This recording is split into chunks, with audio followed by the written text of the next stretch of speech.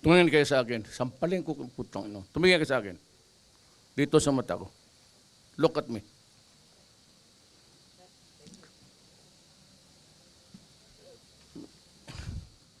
Alam mo, hindi ko maintindihan kung kayong mga kriminal nakapasok sa pulis. Alam mo, sana ang pulis maganda ang reputasyon. They have improved on their image a lot. Tumaas na yung respeto ng taong bayan sa ating mga pulis. Kayo yung ang salot ng kung ano, hindi maintindihan kung putang ina anong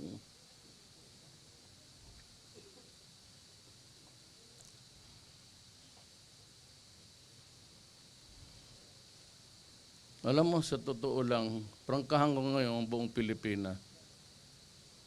Pag ganun kayo ng ganun, putang ina, papatayin ko talaga kayo. Masiguro ninyo yan. Wala na akong magawa sa inyo, mga ulol kayo. Kung hindi I will review your cases. Kayo may mga kasalanan na sindikato sa droga, sindikato sa korupsyon. Meron akong special unit, habang buhay bantayan kayo. At pag nagkamali kayo ng konti, sabihin ko, patayin kayo.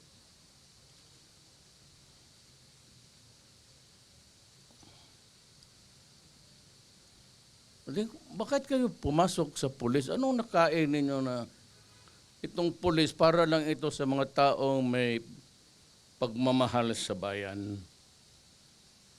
at gusto makapagsilbi sa kapwa-tao nila?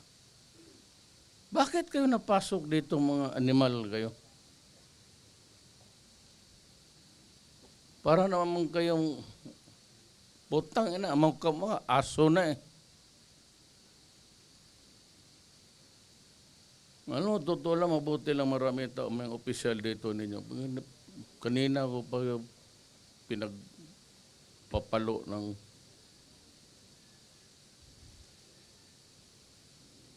kayong doon sa may kaso, wag na kayong mag-bail.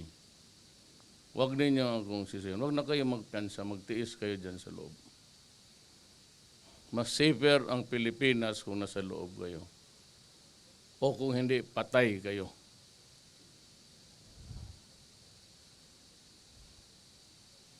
Ang sunod ko sabi noon, sabi ko ito mga kriminal, sunod kayong mga pulis na kriminal.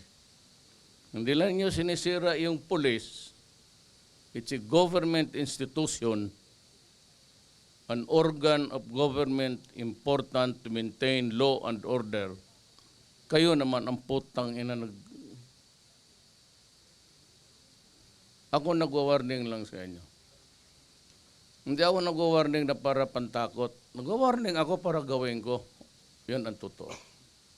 Wala na yung pantakot. Alam ko hindi kayo matakot. May baril kayo, mag-hold up kayo, mag-kidnap kayo, patayin pa ninyo.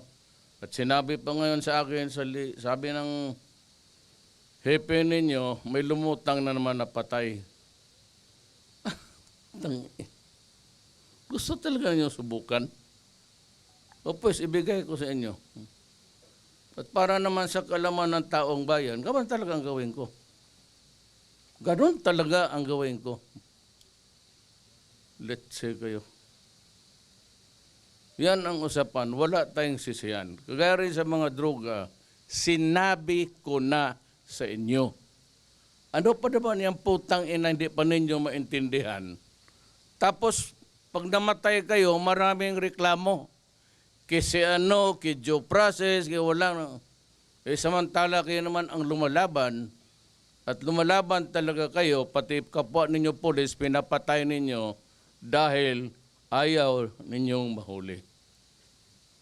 Gaya rin yung mga mayor, pinapatay sarili nilang pulis, yung pa ang matapang ngayong mga, kunwari yung mga pamilya, due process, kainin mo yung due process mo.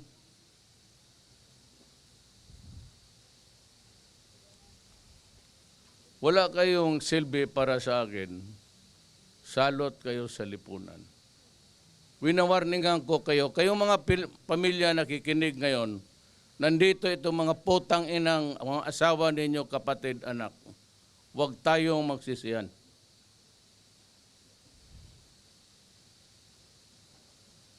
Pag nangamatay itong mga putang ina to, huwag kayong pumunta sa amin at magsisigaw kayo ng human rights, due process. Inawarningan ko na kayo eh. Ayaw ninyong maniwala may kasalanan itong mga putang ina to, di kausapin ninyo kung ano ang totoo. Wala pa kini ko gawin, inutil itong Pilipinas. Pati kayo sumasali. Kayo nga nang inaasahan ko, paano tayo manalo dito sa kalaban natin mga NPA? Eh kung kayo mismo, putang ina, ginagawa ninyo yung ginagawa nila.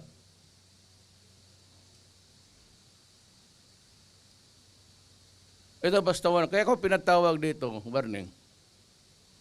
Ayan, yung balite na yan ang magiging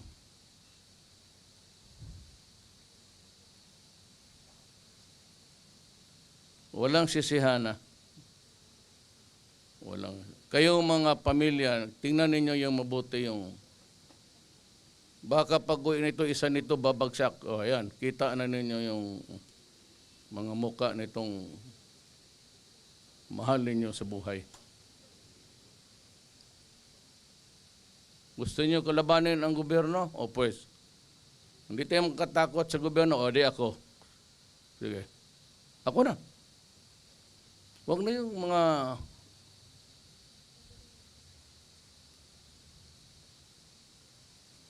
pag bumagsak ito, trabaho ko. Period.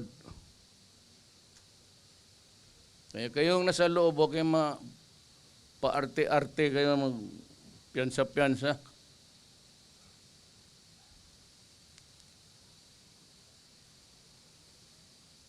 Kagaya ang ginagawa ninyo, madali mamapatay ng tao. Sundan mo lang sa likod, paputukan mo, tapos lakad ka lang, kalma.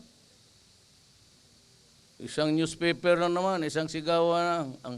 Ang ingay dyan sa TV, 2 araw lang, 3 araw, tapos na. Hanggang dyan lang naman, media, hanggang dyan lang. Publication, headline, tapos wala na. History ka na.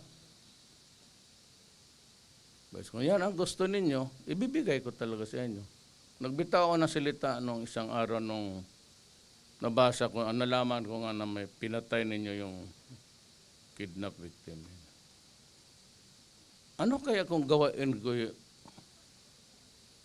ano kaya isip ninyo kung kidnapin yung asawa mo tapos putulan ng ulo?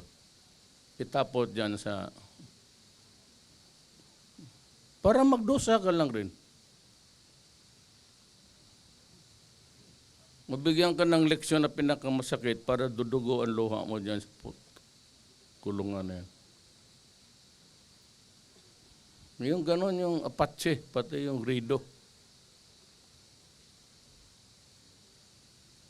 Pag pinatay mo yung kadugo niya, babalikan ka talaga. Ayun ang sa Mindanao eh. Baka gusto ninyo dito rin. Sa amin tawag niyan Rido.